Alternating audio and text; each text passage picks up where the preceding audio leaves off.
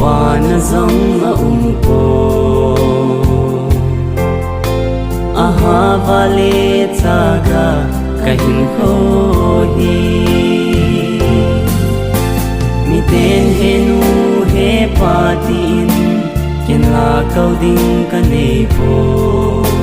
pagkat kalung mo na le kakingay na nang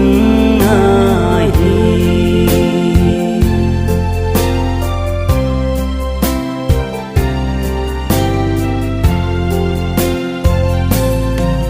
mi penanule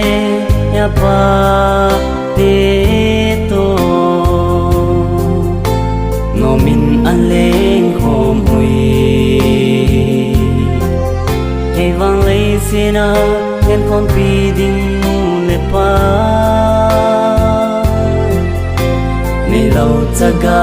hi e aha vale tsaga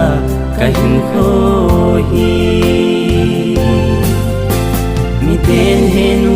he patin ken la kau ding kanei po pagkat kalung mo na le kakingay na nang ngahi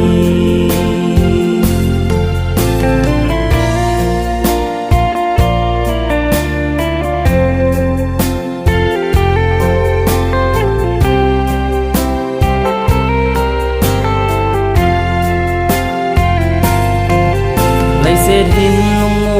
na le ki pa na holing dâu bôi pa kaya kanu le kapa nang go na hie kaki pa na sang nang bo